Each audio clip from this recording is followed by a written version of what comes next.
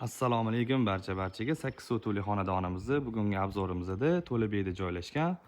Hop, umumiy maydoni 8 sotu, 5 xona plus oshxona, bitta katta xonasi bilan joylashtirib ketilgan ekan. Videoni oxirigacha ko'rsanglar, batafsil hamma joyini syomka qilib, sizlarga umumiy ma'lumotlarni berib va narxlarni aytib ketamiz.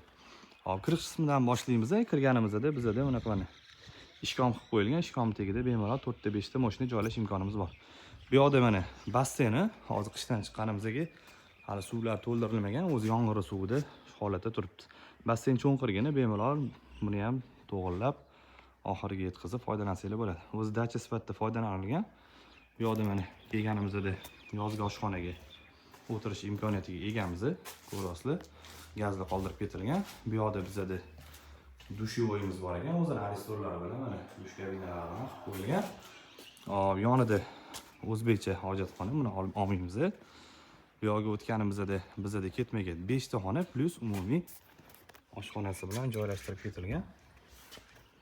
Mana ko'rishingiz mumkin, oshxona mebellari ham chiroyli holatda turibdi. Mana xolodilniklari o'tirish uchun mana yo'laga tapchan qilib olib, xon taxtalar qo'yib olib, maza qilib o'tirsa bo'ladi. Xo'p, hamma xonamizga konditsioner qo'yilgan ekan, yozda ham hech qanaqa qiynalmaysizlar. Bu joyi gradusi ham shaharga nisbatan 5-6 gradusga farq qiladi. Ya'ni salqinroq bo'ladi yozda.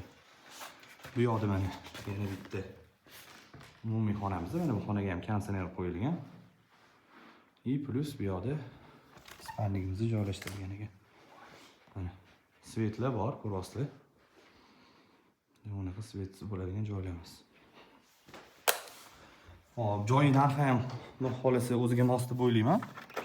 Xo'llarni qaranglar, mana xo'lisida landshaftda qilib, chiroyli qilib daraxtli, mevali daraxtlarni katta qilib ekib qo'ysanglar, ham yo'ldan o'tkazib turib, endi bu yog'i olgan odamning o'zining ijodiga bog'liq bo'ladi.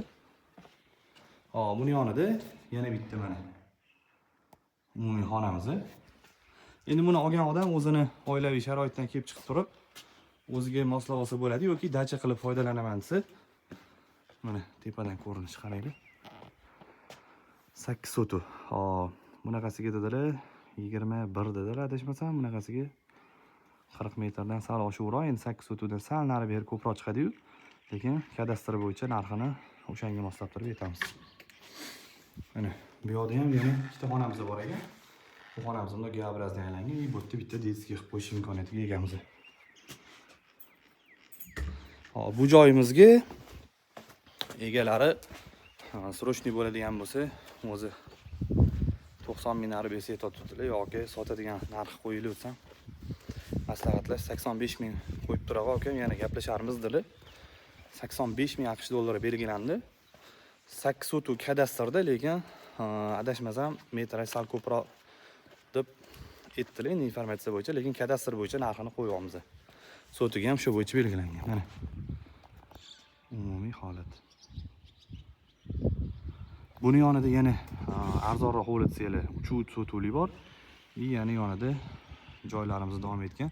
Keyingi videolarda u joylarni ham xudo xolasa syomkalarini chiqaramiz. Basseyn standartdan sal chuqurroq, bemalol maza qilib, yana boshqa qo'shimcha uslubalar bo'yicha foydalansanglar bo'lar ekan.